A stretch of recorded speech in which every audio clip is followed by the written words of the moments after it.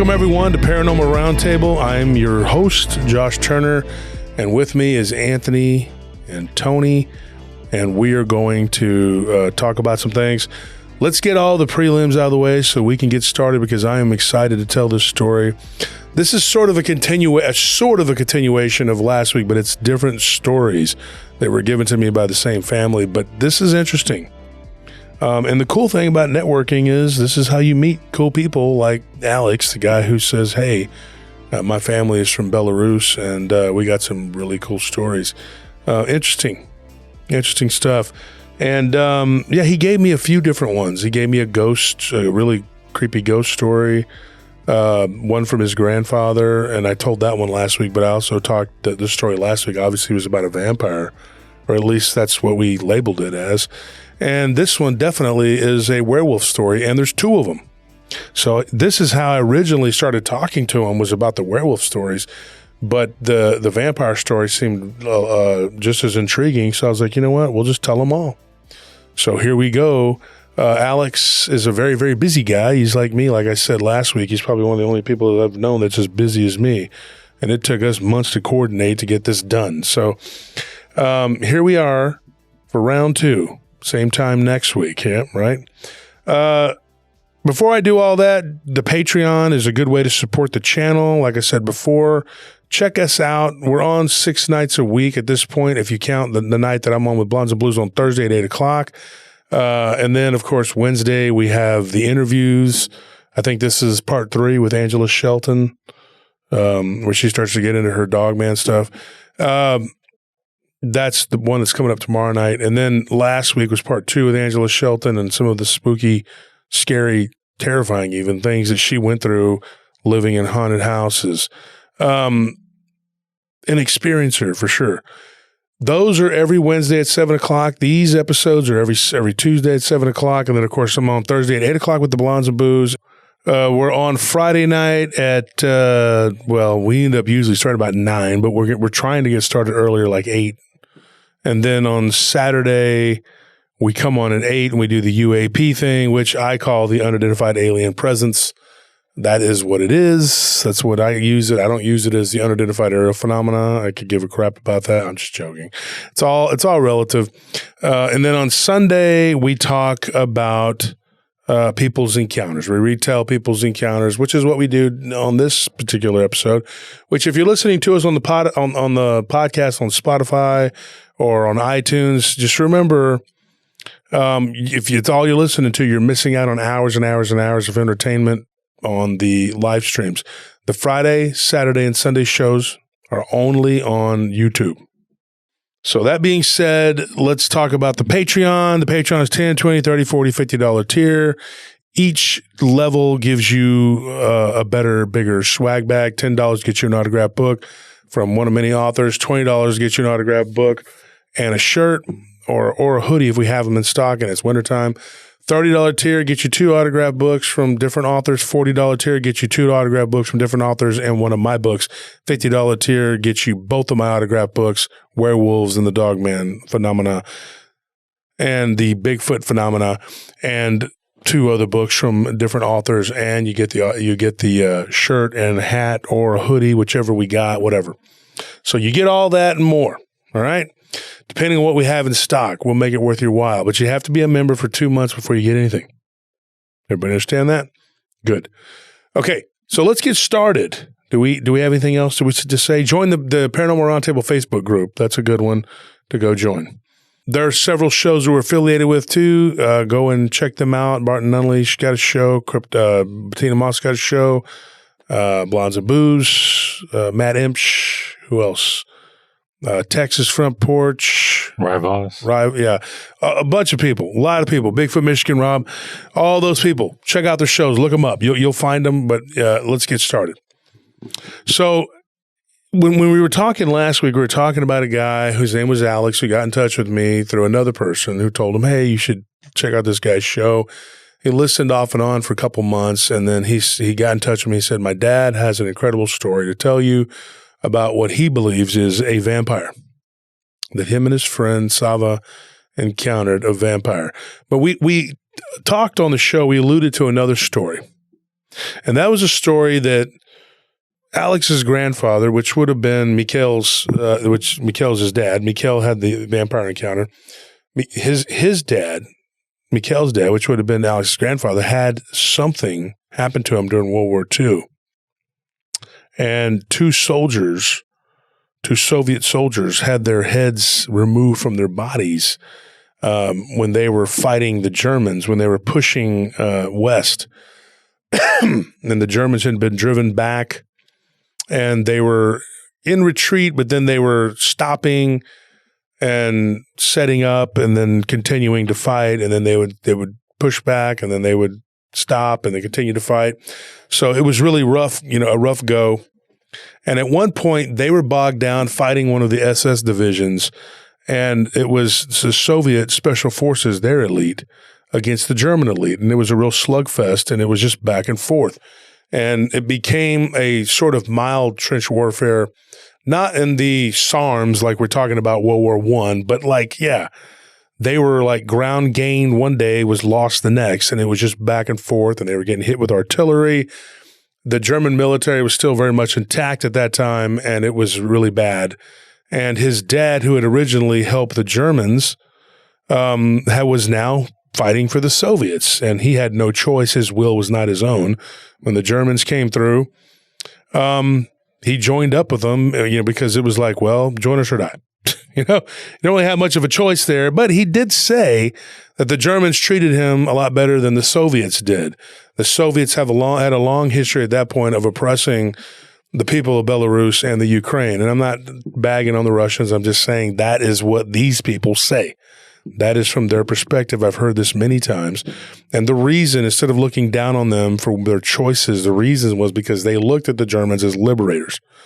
And then when the Soviets came back through, the Germans left, and so they were like, join us or die. So they had to join the Soviets. I mean, it wasn't really a choice. So anyway, his dad was fighting with the Soviets, and he was on sentry duty. And they had heard stories of people who supposedly were just going AWOL. And this is his dad's dad, his grandfather. So his grandfather, he told his son, who I did speak to a little bit, speaks very, very little English, and that would be Mikhail that had the vampire experience. He said that his dad told him, he says, I didn't believe it for a second. He goes, these men would be there smoking a cigarette one minute, and the next minute they're just gone. And he's like, what, they're all just dropping their rifles and running? He's like, you didn't abandon your post, whether you were a German or a Russian. Hell no. I mean, either army was known for just shooting you for insubordination. There wasn't going to be no trial and, hey, maybe we can convict you and then you go to, the stockade or whatever. No, that is not what was going to, Leavenworth. No, that's not what they did. They didn't have time for that. This is war. You abandon post, you die. So there wasn't a lot of people running away at that time. They because they were being watched by everybody, and there was fighting going on up and down that entire front. It was hundreds of miles long, and the units that they were fighting were pretty nasty and pretty capable units, and so they had to be on their toes. And at any time they might get attacked, whether it was day or night. And so these sentries started going missing, and he suspected something. And the main reason that he thought that it was something other than human was because he saw these giant paw prints. One of the sentries who was sitting up in a tree, and this was not like in the middle of winter or whatever, but it was starting to get cold, and it was early fall. He goes, and I look, and it was like it had been raining. He goes, and I see in the mud these two huge footprints that were obviously a wolf. He goes, I'd been around wolves my whole life. There's a lot of them in Belarus. And he goes, but these wolves, these prints were on two legs. And so the idea of werewolves was not uncommon. I mean, from either side of that war, the Germans, the Belarusians, the Russians, the Latvians, everybody, the Polish, they all had a very, very rich history of werewolf lore. And the average person probably believed in them.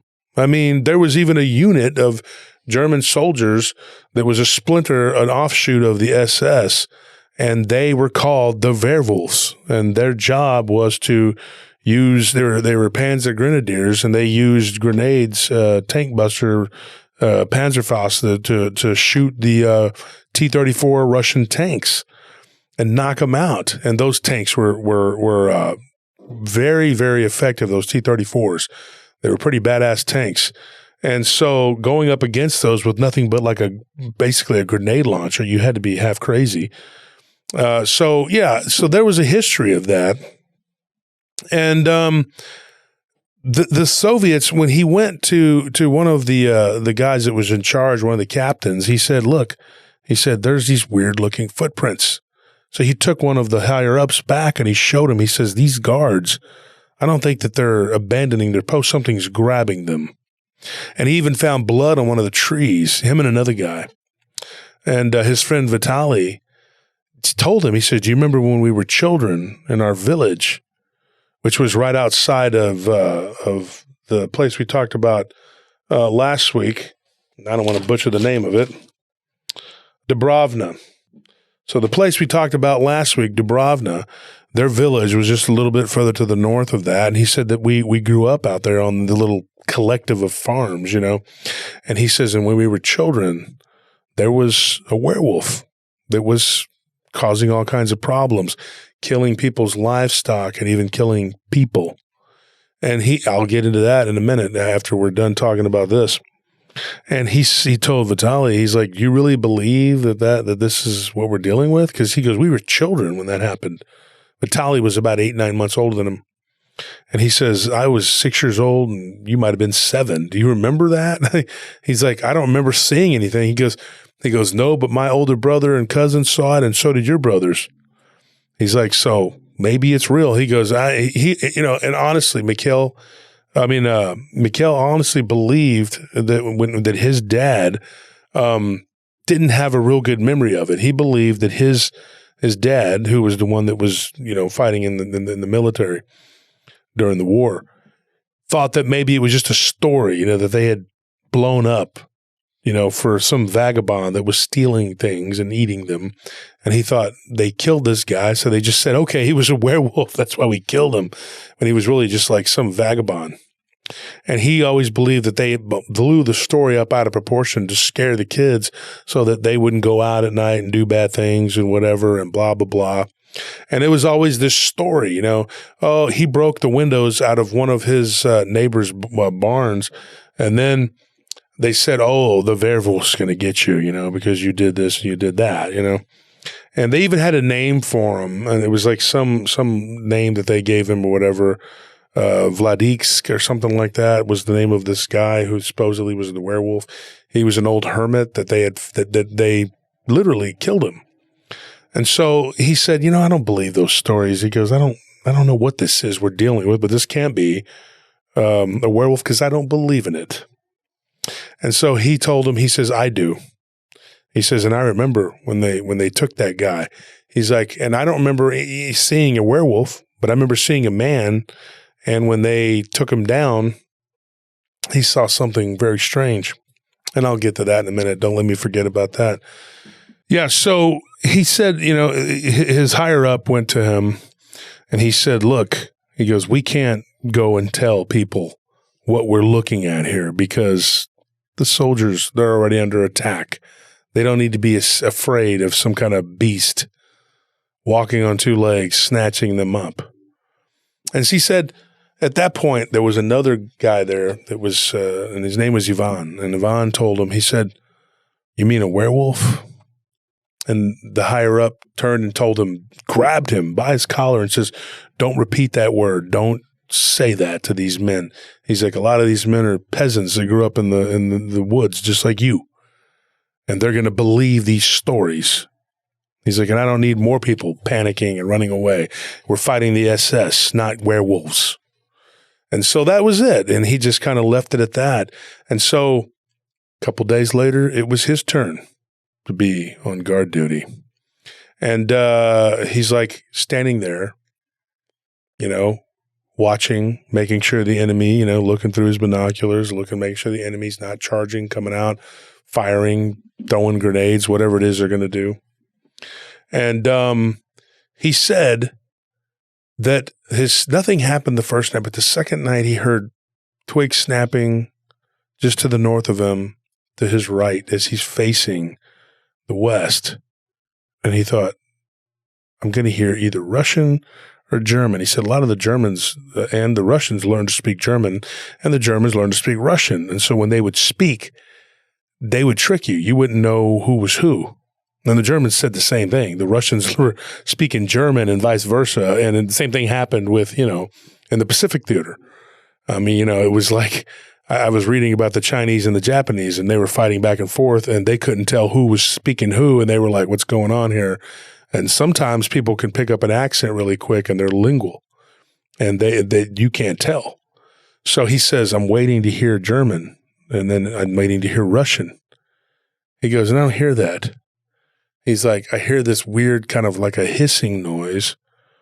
He's like, and then I look over, and he goes, and for a split second, I saw something move. It was big and black. He said it must have been like 7-8 foot tall, and it ran really quick.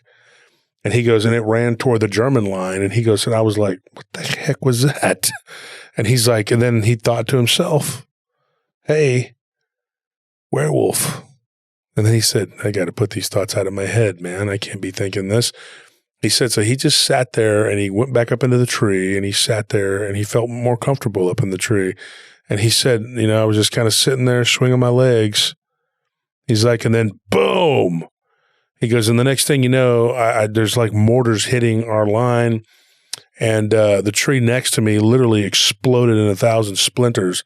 And they were using 30 mils, which aren't really heavy, big artillery, but they're devastating to soft targets, being people. And so they were trying to knock out his pocket. His pocket wasn't supported by the T-34s. It was the weak spot. So they tried to stuff as many men in there as they could. And so the Germans figured it out, and they started shelling them with these 30 mils. And if they get close enough, they'll roll up and just blast you with 20 mils, which are smaller, but they're just made to just make people disintegrate, basically. And so he said we had 2 tanks in that little, pocket that we were in, and one of them didn't even work anymore. It was run down and out of fuel. And he goes, we were badly out of supplies. He goes, but I think the Germans were too, because they weren't doing much attacking. Everybody was just playing defense. And so he goes, at this time there was this flash of light, going, up in the sky. I could see the bombs going off, whatever. And then he said there were planes that were flying just to the south of us. And he goes, and I could see them, that they were fighting in the sky. He goes, and while I was preoccupied looking up, he goes, I hear the scream. He goes, I jumped down and I run over, and I thought maybe some of the German soldiers who had jumped into the ditch and were trying to kill us hand to hand. He goes, they would do that too. They were pretty proficient. The SS, they would use their knives, whatever, to save bullets. And so he thought maybe they were stabbing them or something, because there was no gunfire right there. He just heard screaming. And it was just mortars, being lobbed back and forth. And so he said he got down and he ran over to that end of the line, and he slid down into the ditch, and he looked, and there were 2 guys, both without their heads. And he said that it was shocking to him. He said that they looked like their heads had been ripped from their bodies. He's like, and then I look and I see this footprint going up out of the trench. He goes, and then he goes, this was weird. It was something. It wasn't a human. He goes, and part of the one guy, one of the soldiers' shoulder was missing, along with the other dude's arm. So this thing had taken them, pieces of them, and it looked like he had tried to drag one of the bodies up out of the trench, but he got caught up in what was the barbed wire. And so he said, dude, this was something completely unnatural. He goes, and dude, I'm sitting there in that ditch alone. I look over, and there's one other guy that should have been there who probably got hit by a mortar, because there wasn't anything left of him. And he didn't think that it was this creature. He thought it was, it got hit. He could see what the damage it did. So he said, so those guys were all gone. He goes, and I was by myself. He goes, I'm a good like 30, 40 yards away from the other guys. And they're firing, but he goes, they're not hitting anything. They're just shooting and wasting bullets. And he goes, and I hear one of the commissars yelling and screaming, stop shooting because they're out of range. They're shooting mortars at us. And he called them dumbasses, you know? And so they stopped, and he goes, so I ran over there, and there was like this one little like mud wall. He's like, I had to climb up over. It's about 5 foot, and he fell down onto the other side, and he crawled through the other, 20 yards or whatever, and got to them. And he said, the guys on my side are dead, And he goes, oh, they got hit by the mortar. He goes, no, one of them did. He goes, but the other two, I don't know what happened to them. Their heads are gone. So one of the leaders, the next morning, he goes over there and he inspects it. And, they were in shock. This thing looked like it had eaten part of them. There was a huge bite taken out of one of them's shoulder and the arm was missing. So 2 guys, no heads. About an hour after that, the first patrol that they did going through the woods, they were crawling through trying to make sure they didn't get hit by snipers. He's like, and they found a bloody trail and they followed it hands and knees until they figured they were out of range of the line. And they got up and began to walk and follow the blood until they got up to a tree. And on that tree, there was blood all the way up the tree. And they see pieces of a guy that had gone missing, a man that had gone missing about 3 or 4 days before. And they were like, well, there's your lost sentry right there. And his helmet was laying on the ground and his body had been unclothed. And he says, what kind of, what is this? And the guy says, well, it must be a predator. Something grabbed him. And he says, yeah, it took his clothes off and devoured parts of his body. He goes, I don't think so. I don't believe that. I don't believe that for a second. Once again, the commissar grabs him and starts shaking him and tells him, do you want to be shot? He goes, you don't breathe a word of this. And so once again, he was told not to say anything. The other guy was with him, the other soldier. He tells his friend Vitaly, he says, you cannot repeat this. Because if you do, I'm in danger of being shot or hung. And the Soviets didn't play. And he was like, he goes, at that time, Vitaly was like, the Germans were starting to gain ground again. And his friend was seriously considering like joining back up with the Germans. He was like, it can't be any worse than this crap. He goes, these people, we're over here being attacked by some kind of creature. He goes, the Germans treated us fair. Why don't we just go, whatever. At this point, while he's talking, he's whispering. Then he looks at Mikhail's dad, who is Alex, the guy telling me the story, his grandfather, and he sees a look of terror on his face, and he turns around, and he's looking right into the eyes of his higher-up, who heard everything he had just said, and grabbed him by his collar and starts to take him up out of the ditch and says, come on, time to be shot. And he pulled his gun out and said, you can stand up and be shot, or you can sit in the ditch with your hands up and die like a dog. And he starts to beg and plead with him. And then between him and Mikhail's dad, they were able to talk this guy out of it. He goes, because they needed every man they could get. And he says, please, give me a chance. I'll prove my loyalty. I'm sorry. I was just talking. He's like, I'm scared of this beast or whatever. Then the commissar points the gun at him and says, oh, so you, after I told you not to say a word of this, you go and you tell this guy. And now he's panicking and wanting to go AWOL. So he's waving the gun back and forth. And a couple of his underling officers go up and they tell him to stop, calm down, get it under control. The guy puts the gun to his head, the other hand to his other side of his head, and just lets out a scream because he's so frustrated. He's angry because he can't get any ground against the Germans. And there's this creature, well, it's basically killing people, and he doesn't know what to do.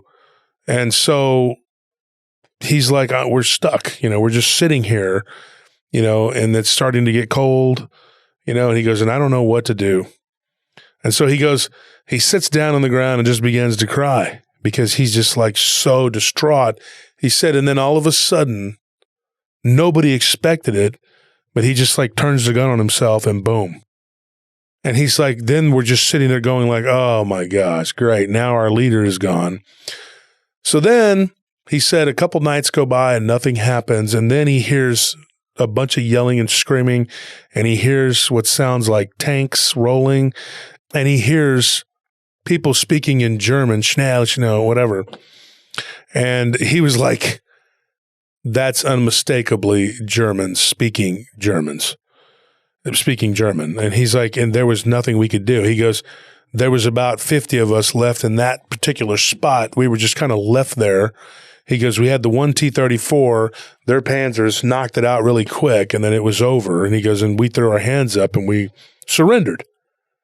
He said, crazy. He goes, the Germans pulled us out of the ditch. And he goes, and one of them, who he remembers, and he didn't remember his full name. He goes, but his last name, he said, was something like Shellman or something. And he said, this Shellman guy, he says, I remember you. Yeah, you're whatever. And so they trusted him. So they let him just be free. They didn't lock him up or put him in plus they didn't have anything they could do with him. So they just left him there, in a little huddle in the hole, and the Germans were on the outside of it. And he said that at one point they were sitting there 2 nights after they had surrendered to the Germans, and this pocket had been taken, and the Germans were getting ready to push on. They said, well, we can't take all of you.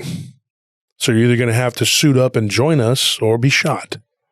So every one of them to a man was like, that's an easy choice. We'll join you. He's like, so 5 of us they gave guns to. I was one. He's like, while we're talking about what's about to happen and what their plans are, at least what they were letting us know about, he's like, we hear bam, bam, bam, bam, bam, bam, bam, bam, bam, bam, all along the line. And he goes, and it started far to the south of us. He goes, and then I see and this is the predecessor to the M60. MG42? MG42. And so he goes, I see one of them set up an MG42 and just start blasting. He's like, and I don't know what they're shooting at. And then he goes, I see, one of the lieutenants, that's lieutenant, he starts yelling, stop, stop, stop, and they all just stopped firing. And then a couple of them came running up, and they were saying, Werewolf, Werewolf. They saw a werewolf. They saw this big, massive wolf that was on all 4 legs, get up on 2 legs, and then run into the woods, into the forest. And so they all began to fire at it. And so he said, you're wasting ammunition. There's no werewolf. And he started screaming at him and even slapped one of the guys and then grabbed him and started shaking him. And they were all like, but Lieutenant, we saw it. It was real. It was a werewolf, Of course, you're not going to be speaking English with a German accent. And then the Russians were like, no, for real. There's something that did happen to us that grabbed 2 guys. And of course, you're not going to be speaking Russian with them, English with a Russian accent, but use your imagination. Use your imagination. And they said there's it's like Romans in movies always have a British accent. Yeah, they're always transatlantic. And then he says 2 guys, I found them dead. They were laying no hits, part of arm. Then later going into tree, finding guard gone. And one of the Germans said, he's right. He's right. He goes, when we came to close that northern spot, he goes, we found one of their soldiers up in a tree, and his helmet was at the base of it. And he said, yeah, see, yeah. And then they were like, oh my gosh. And so they all started putting their heads together, and the Germans were telling them, they were like, then there's something out here. He goes, something was taking our guards too from the northern side. And they were like, really? Yeah, we thought they were just going AWOL. We were like, where were they going? And we would see their boot prints, and then they would just disappear in the mud. They were just gone. And so everybody got real panicky and freaked out. And the Russians and the Belarusians were like, oh, give us a gun, And the Germans were like, we don't have enough guns, and we're waiting for a supply line. So they had a plane that would come in and drop the supplies down behind the lines. So when that did, a couple of the Belarusians, one of the Russians, and 3 of the Germans went and retrieved it. He's like, and when they were breaking open the crate, they were so happy. There was food, there was coffee, there was cigarettes, ammunition, and a few other things. And they were like happy, and they were getting it back to the line. He says, as we were getting it back to the line, we hear this sloshing noise, broad daylight. He goes, and we look up and we see this weird looking creature, like walking on all fours, like lifting up its paw and scratching itself. And then he realized, he goes, that's not a paw. That's a hand. He's like, and then it stood up. He goes, and it was bigger and more massive than anything we could have imagined. It was not a 7-8 foot tall creature. He said this thing looked like a werewolf, but kind of like a bear. But it also looked human. And he goes, and you could see the humanness in its eyes. And he goes, and it let out this weird roar. He goes, and it was like something that went through our bodies. And he goes, and every soldier that was there just started firing at this thing. Just you know, and then it just dropped down into the water. And we thought, oh, we killed it. It's dead, right? But this was not this was not what's his name? It was Mikhail's dad. This didn't happen. He wasn't one of the ones that retrieved this stuff. He was being told this, right? And he says, and then they thought, we got it, we killed it. But nobody wanted to go up and see if it was dead. So one of the Belarusians told one of the German soldiers, he's like, don't you have a grenade? And he said, yeah. So he took it, unrolled it, and threw it in like right there, dead center on the spot where it should have been laying. And they thought it was just hiding under the water. And boom! And nothing. Nothing came out of the water. Nothing happened. And finally they got the nerve, and one of the Germans said, we have to go and look. So obviously they took the Russian and put him in front and said, you go, because the Belarusians and the Germans were like, you know, you go do it. And so the Soviet starts to walk, and he's talking and mumbling and freaking out, you know, and he's begging them not to make him do it. And they're like, nope, go do it. You do it. We're not risking ourselves. And so when he gets over there close to this thing, he stands in the water and he turns around and he's like really nervous, has his hands up, and he's like, nothing, nothing. Everything's fine, right? And then they said, okay. And so they all just looked around the water, and then they just took off walking. The guy stood there in the water, did not move. And for whatever reason, he was stupid enough to try and escape with these guys armed, him not armed, and he started running. The Germans looked at each other, and they looked at the Belarusians, and they all just kind of shrugged their shoulders and was like, go ahead. There's nothing out there but miles and miles of wilderness, and more than likely, the Soviet movement was from this down to the south. They were the furthest north at that point for about 50 miles. So they were like, go ahead, run. And so he gets kind of further away, and one of the Belarusians told him, he's like, well, if you let him go far enough, he's probably going to find someone, and they're going to give him our location. So then one of the Germans handed him his rifle and said, well, then you shoot him, And so he says, fine. So he like cocks the bolt, goes to shoot him, and at the last second, he's like, yeah, I can't do it. And then they said, good, fine, let's go. And so they just kept going, and the Germans told him, do not tell anybody what just happened, that we let this guy go. As they're arguing and talking about it, because one of the Germans says, we got to go get him, and he's got his Luger out, and he's aggravated, and they're going back and forth, they hear a loud scream. And they look at the tree line, and something is standing there, and it looks like this guy is being eaten headfirst by some large creature. It's identical to what they just saw in the water. And so they were like, okay. And then they debated all the way back to camp if they should talk about what they just saw. Well, when they get back to camp, according to what Alex told me, they get back to camp, his grandfather was there. He was one of the people on guard duty, and he says, what happened? And they told him what happened. They said, and one of the Russians ran and he ran away and he got killed. And then one of the, as they would say, Obergruppenführers went over there to them and said, why did you just let this guy run away and you didn't shoot him? So then they made up a story, because they had agreed to lie, basically. And they said, well, we saw this creature and we threw a grenade and we shot it. Nothing happened. And then the guy took off running and we saw the creature chase it and tear him up. But that's not really what happened. This thing must have like teleported or done something supernatural, stayed under the water, because so that's the weird part about it. Not that it's already weird, but that makes it even weirder. So what ended up happening, according to what I was told by Alex, he says, my grandfather tells my dad this whole story. He says, look, He's like, then I started to believe when I was a child that maybe there was a werewolf and maybe this was real and maybe what was happening to all of us. He's like, the Russians, the Belarusians, the Germans, we were losing our minds. War was making us crazy, and this could not possibly be really happening. There are no such thing as werewolves. And then I told Alex, I said, do you know that there are multiple accounts of not only Bigfoot, not only werewolves, but also Bigfoot in World War II? Yeah, we talked about it on the show. And I said, dude, there was a lot of weird things going on. And so he asked me, he says, do you think that this was a shape-shifting person, or do you think it was a, whatever they call a dog man? I said, I can't tell you that, but I do know they exist. And I wouldn't doubt that one of them would be opportunistic and pick people off during an armed conflict. What better way to do it? And so he said, yeah. He's like, I've thought about it a lot. He goes, I've never seen anything like that. And the most that's ever happened to Alex, he heard his voice being called in the night, and he saw what he thought was the Baba Yaga.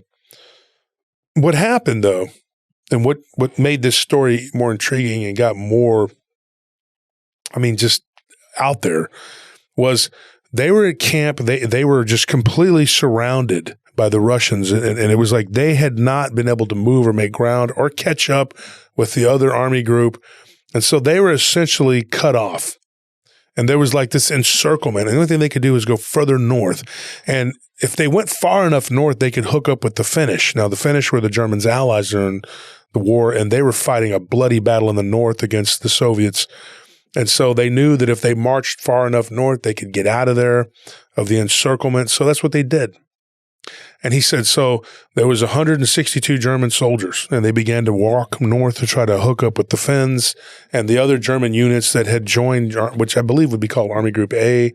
So they were trying to join up with them. And this was really cool talking to him and his dad about it, because it was a history thing for me too. And I really enjoyed that. And he said that the Soviets had come in and they had made this really good encirclement, and they had a lot of soldiers. He said they were facing probably about a couple thousand. Them, 162. We're talking Alamo odds here. So they keep marching. And he said if we were caught with the Germans, that we wouldn't just get shot, we would be tortured.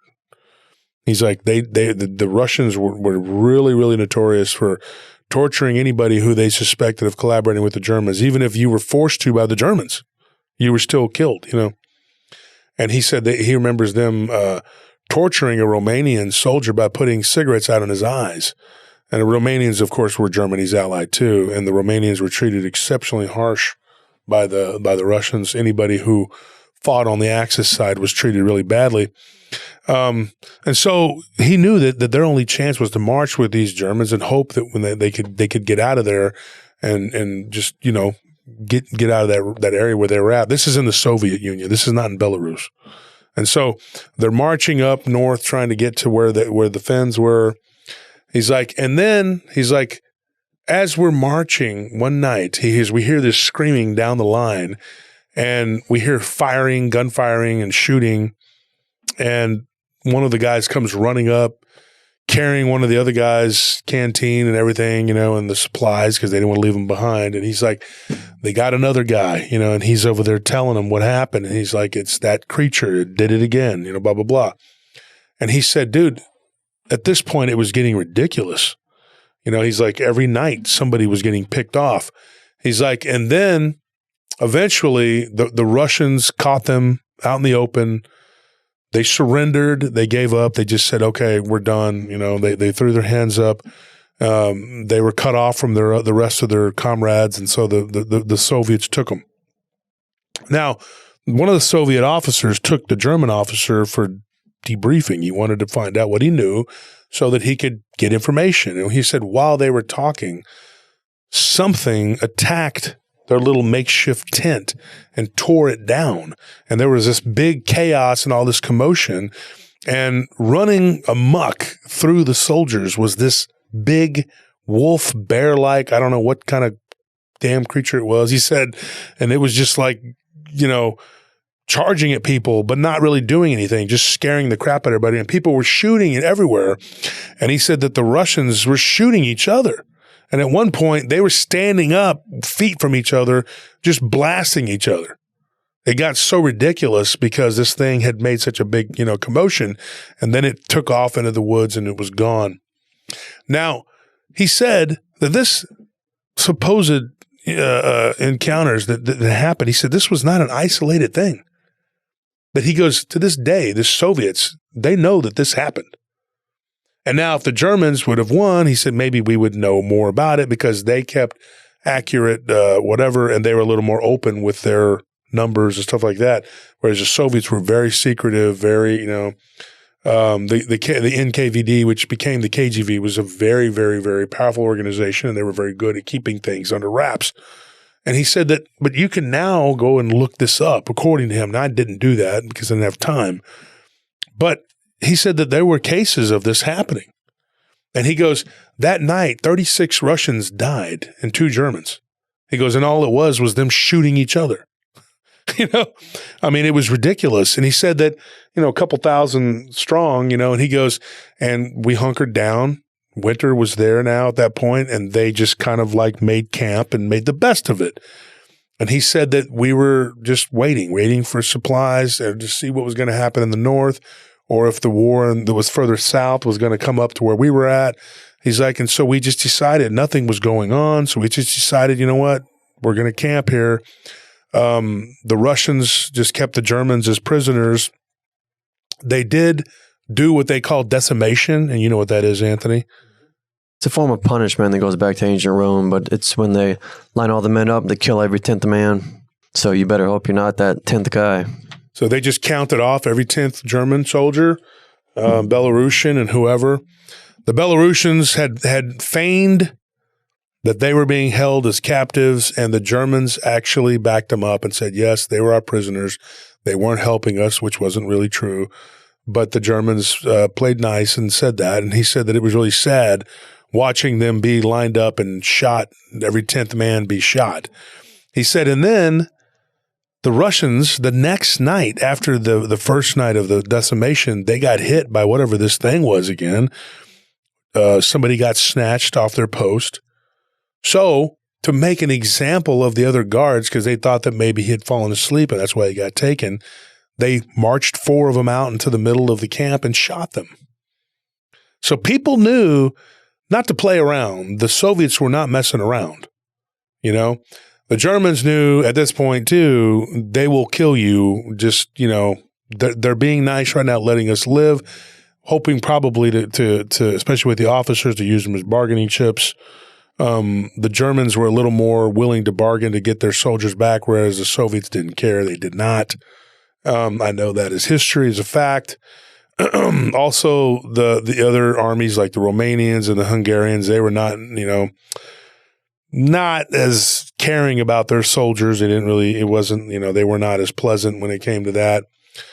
Same goes for the Japanese, multiple other militaries in that war were pretty brutal and pretty harsh even to their own people.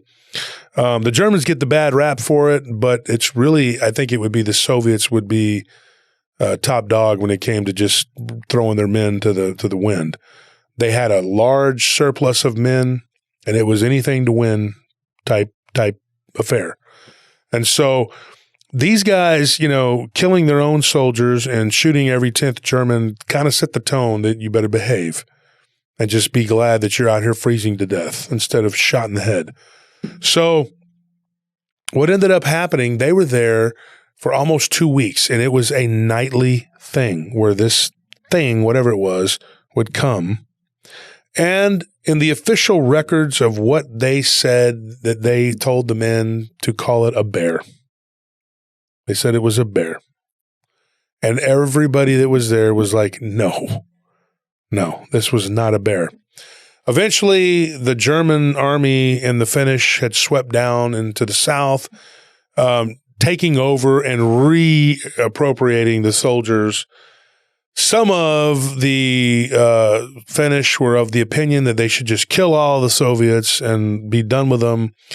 The German high command told them to spare them and to debrief them and then march them into captivity, moving them further back behind their line, going west. And so that's what ended up happening. The Finnish said, okay, fine, we'll let you take them, do whatever. But they did do decimation. Same thing. Basically, the Germans told them this is what they did to us. So the Finnish said, okay. And so they did the same thing. And unfortunately, one of the people that was killed was Mikkel's friend, Vitaly. And he said he'd never cried so hard in his life. And so one of the witnesses to this whole affair was gone, just like that. But after the war, eventually he ended up in a German POW camp, and then he was liberated and then reassigned to a prison battalion. And he was like, why am I going to a prison battalion? Well, because after the war, he would be marched into the Gulag with the Soviet supposedly defectors or whatever. And there was a lot of them. And they were kept there. He was there for 5.5, almost 6 years. Hard labor in Siberia. Eventually, they put him on a train, sent him back to Moscow. And from there, he basically walked all the way back to Belarus. His wife was a loyal woman, had been waiting for him, did not know whether he was alive or dead.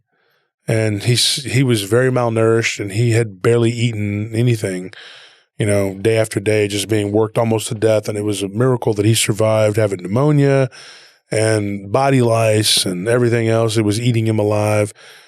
And he was so weak he could barely eat, and he was on the verge of starvation. And so it's a pretty epic story just getting back, to Belarus. And he when Mikkel was talking and Alex was translating, he was talking about his grandfather, Alex's grandfather, Mikkel's dad, as being a very, very strong man who fully 100% believed in this story. And when this was going on in 1944, when he was a boy, when Mikkel was a boy, toward the end of the war, his dad was away fighting. So he says, I was a little kid, 6, 7 years old. He's like, and I remember my older brothers telling me that there was something that was killing our chickens. He said, and the neighbors down the street had a milk cow, down the road had a milk cow, and it was destroyed, killed, torn to pieces. So everybody started to whisper, werewolf. It's a werewolf. That's what it is. And everybody had an idea of who the culprit was. There was an old guy whose mother was a gypsy. He was half gypsy, half Belarusian. He lived alone. He had a wife who mysteriously disappeared. He claimed left him, but a lot of people think that he killed her. And he used to like to wear a big, giant wolf pelt. People said that when he walked around town, that his eyes, sometimes when he was angry, would glow like a yellow color. And one night, if he was the werewolf, he made a very crucial mistake. He was staring inside of someone's window, and this woman saw him. She positively identified him. She's like, it was him. I'm sure of it. When she took them to the windowsill, they looked down at the ground, and there in the mud were 2 giant wolf prints. And then there was another witness that claimed they saw this werewolf running across the road, running alongside them when they were on their tractor, and then run across the road. And it was really messed up because this was a communist government employee that saw this happen. So his word was like, hey, this is, and he said that the guy looked like a human from the top of his head to his waist, and then from the legs down, they were backward bent, wolf-like legs. But sometimes people were describing a creature all gray looking, running around on all fours, and then one of them had snatched up a lamb and literally was just chewing it in half as they were shooting at it. And of course, it fled into the woods and was gone. They picked up this guy who was a hermit. They questioned him, and he didn't argue or fight. He said, yes, I'm a werewolf. And yes, I kill people and eat them. And yes, I kill animals and eat them. So the local constabulary, of course, they get involved and they take him before a magistrate. And this is basically just a village guy that's been set up, you know. And he comes from the city that I had talked about earlier, the city of Orsha. So this guy, this magistrate, comes from Orsha, and he says, are you a werewolf?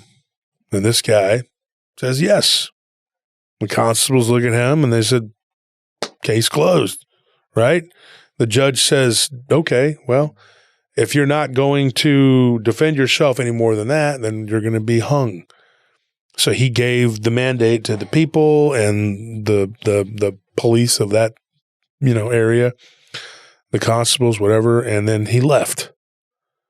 Well, the townspeople were quite pissed off because 3 people had gone missing, and one of them was a child, and they knew that this guy had done it. So werewolf or not, they were going to get justice. So they took this guy out to an old dead tree. They basically disemboweled him and then hung him up like on the tree. That was it. And then they nailed him to the tree, almost kind of like a weird crucifixion, according to what Mikhail had said. And then they lit him on fire. So here's the weird thing. His friend that died at the hands of the Finnish, Vitali, he goes, something weird happened. Remember I said that earlier? He goes, I watched that man burn. He's like, he had been disemboweled and he had been beaten pretty much to death. He was not alive.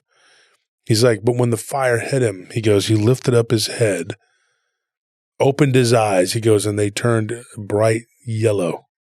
Not from the fire, from illumination, from nowhere, from wherever, from his head, you know, self-illuminating. And he said that he let out this ungodly howl that sounded demonic. It sounded like a pig mixed with a wolf, mixed with a man screaming in a bear's roar. He's like, I'll never forget it. He's like, and I saw his head move side to side, side to side.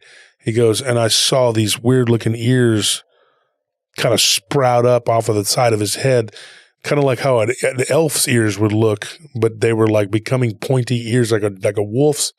He goes, and then I saw hair coming down off of his face, what looked like part of a snout, and then he just, the fire consumed him, and that was it. He said, Mikhail said, my friend told me that. He told me that day when we were sitting there. He reaffirmed it when we were sitting there in that ditch. He's like, that's what happened. I saw it. You can't tell me that guy wasn't a werewolf. He goes, he was a werewolf. And so Mikhail said after what happened that in that military unit he was in, he was like, you know, after his what happened to his dad, Mikhail said after what happened to my dad in the military unit or whatever, he's like, he told me that story. He's like, and I always thought my dad was exaggerating, like just, you know, telling war stories and then adding some spice to it. You know, oh, we were fighting the Germans and werewolves, you know. And his dad would tell the story. He goes, but his dad would never change. The story was always the same. He said he must have told it 50, 60, 70 times. Never changed it. But I never believed it. He goes, and then one day I'm walking home and he goes, and maybe it's just in our bloodline. I don't know. But me and Sava get attacked by what can only be described as a vampire. And I told Alex, I said, what do you think, Alex? You were raised predominantly in the United States, you know, I mean, what do you think of all this? And Alex, you know, man, he doesn't even have an accent. He says, you know, I don't know. I don't know. He goes, I do believe in the dog man. I believe in Bigfoot. He's like, one of my best friends had an encounter with a Bigfoot. I asked him about that. He said, I was very brief. He was driving to North Carolina and saw one on the side of the road. That was it. It was just brownish chocolate color, you know. And so he said, he's like, but there's no doubt in my mind, he goes, that I think my grandfather was being completely honest. He goes, I heard him tell that story too before he died. And he said the funny thing is he told that story 2 days before he died. He died of a heart attack in his sleep. He's like, but he told that story with this like very vivid, and it was a lot of clarity, you know. And he said that I always believed him. My dad listened intently when he would talk. He said, but my dad said, I never believed it until what happened to me. He goes, and what happened to me, I can't explain it. The only thing I think of is it was a vampire. I don't know what it did, and I don't know what it was. But that was last week's story, and this is this week's story. Anything to add or say before we go? Sounds terrifying. I mean, especially being, Belarusian in that kind of situation where basically everyone is your enemy. Everyone around you could at any moment be an enemy. And then you have this thing, which is definitely an enemy, which just attacks you. And it's like you're just living with death surrounding you from every direction. And you don't know what to do. And you're just kind of like forcing yourself along. I can't imagine that kind of being put like that. And then, that vampire story was already horrifying enough. And I was like, it can't get any worse than one family. This happened? Like, oh my gosh. Yeah, that guy's been through hell and back. I mean, his story could be like a miniseries or a movie or something. And there's a lot of stuff like that in the Russian archives, dude. I'm sure. Yeah.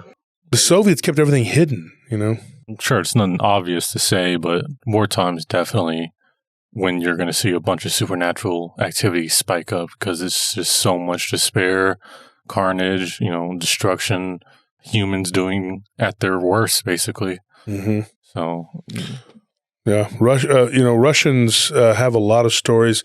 I've talked to a handful of them that have given me some really crazy stories from when they were in Afghanistan. Well, a couple of them from their sons, that told me horror stories when they were fighting the Taliban. And then the Germans, one of our best friends, his grandfather was Prussian. And when they were defending Prussia with a P, when the Soviets were rolling through and they had punched the Romanians aside and were just bearing down on Germany. Germany was fighting the war in the West too. And the end was near. I mean, his grandfather lost his life in a losing effort, And he had some weird stuff to talk about, like some weird things happened. One of the things, and I only remember this, like just one thing I could just tell you, I remember this off the top of my head. His grandfather claimed one time he shot a guy in the chest, and when the guy was laying there dying, he went over to give him aid because he felt bad, He was just another young guy like him. They were both probably in their early 20s, And the guy was laying there trying to talk to him in Russian, and he couldn't speak Russian. And so he was kind of feeling bad and telling him, I'm sorry, And the guy pointed up to the sky, and when he looked up, his grandfather saw the sky kind of open up, and for a minute he thought he saw heaven, which was weird. That's just a weird thing. There was another story I got from, believe it or not, Reddit, and I got in touch with this guy, and he actually messaged me back. And he was talking about, we were speaking of the war in Finland, the winter war between Finland and Russia, where they were just killing the heck out of each other.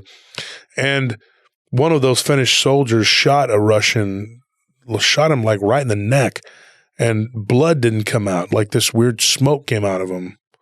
And the guy looked like part of his body turned to ash. So what the hell was that? I heard something very similar in Morocco in Operation Torch when the Americans landed. The Vichy regime French and the Moroccans inflicted some heavy casualties on the Americans.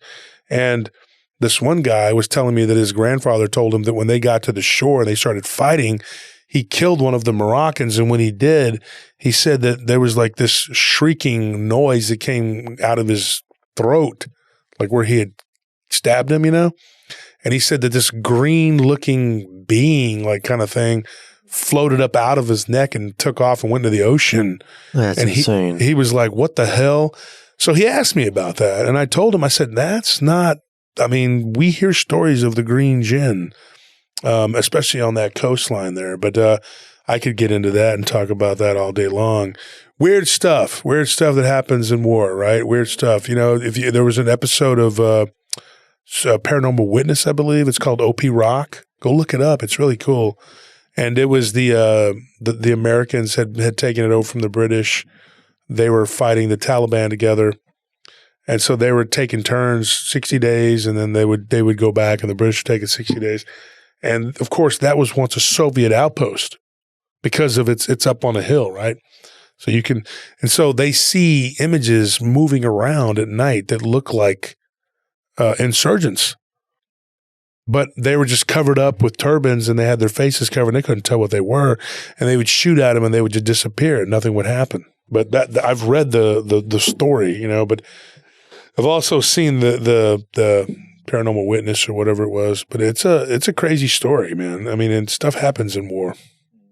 It's funny, that kind of like dust thing that you were mentioning about like when he shot the soldier.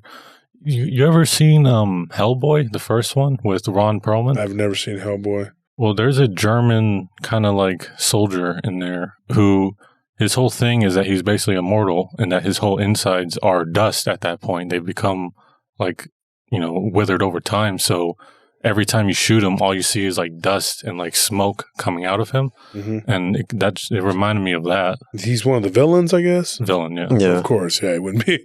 They're not going to let a German be a good guy. I look at war a little differently than a lot of people. Like a lot of people look at it like there were good and there were bad. There's no such thing. There's no such thing. When you know what I know and you study what I've studied, you got to look at it like there's good and bad on both sides. That's all there is to it. And you look at the leaders, my gosh, Stalin and Hitler, man, I don't know. Believe it or not, I think the Germans were a little more merciful than it's not a popular opinion, but I'm just being honest, folks. I think it's the truth. Because the Soviets were, of course, we had a Cold War with them for years and years and years afterwards. Pretty brutal regime, the Soviets. They killed, I think, somewhere between 5 times as many as the Germans. And I'm talking about up to the time leading up to the war. The NKVD had killed 5 times as many as the German regime had done. And I dare say the Germans learned a lot of their tactics from the NKVD because the concentration camps that they supposedly set up in the East were actually just camps that had already been set up by the NKVD. And the Germans just took them over as they traveled east. And the story that the Soviets came and liberated everybody after that, that's not correct. If you want to call killing people liberating, that's not, and I'm not laughing I'm just laughing at the silliness that people come up with in their minds. They liberated them from this mortal coil. Yeah, that's what they did. And they had an exceptionally cruel to the Poles in particular. The Germans and the Russians together were very, very mean and nasty to the Polish. But one of the reasons why the Germans and the Russians did not like the Polish, and it was very simple, the Polish had designs on expansion. And the Polish for years had been at war with Germany various times and Russia at various times. And with, the Polish-Lithuanian Commonwealth was a very strong power. And they had done a lot of damage to Belarus and to Russia, fighting them. And part of that country, Belarus, had been decimated by the Poles. So they both looked at them with suspicion. And so when they invaded, and they invaded together, I mean, it's weird that they declared war on Germany, but not the Soviet Union. The Soviet Union took the north and Germany took the south. And it was in 1939, and that started the war. But that's history lessons, and I look at it, like I said, from a very pragmatic and whatever. When you're dealing with 2 evil regimes, you're not going to get like, you know what I mean? Like you can't say, oh, well, these guys were more gooder than them. No, it was just. How it works. I mean, it's funny because it's like propaganda still affects people to this day. It does. Like wars that are like, 50 years ago. It's like, what the heck? But people just don't really read into it. It's the same why it was so effective back then is because people didn't read into it and they didn't read or learn anything about it. You couldn't back then, but they definitely don't do it now. Too. Yeah. And nowadays you got every type of instrument. They're literate, in the world, but they're still, but you're not getting the whole truths about anything. But war is war, and I've heard stories of my uncle was in Vietnam. I have a couple of my uncles were in Vietnam, and one of them told me a story about a North Vietnamese guy helping him. He was just laying in the ditch with him, and the guy put his hand up to his, mouth, like, be quiet, his finger up to his mouth.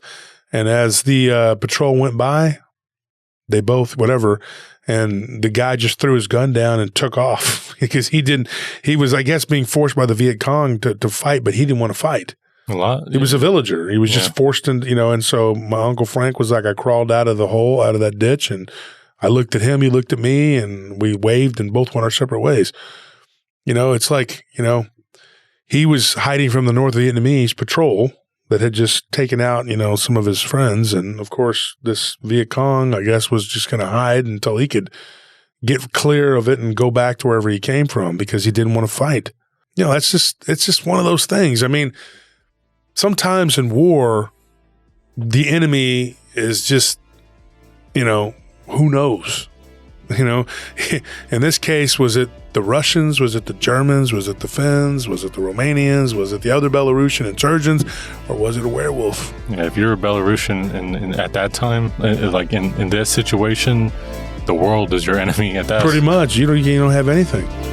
But anyway, folks, thanks for listening. Thanks for tuning in. We love you guys. Thank you for all our Patreon members. Good night.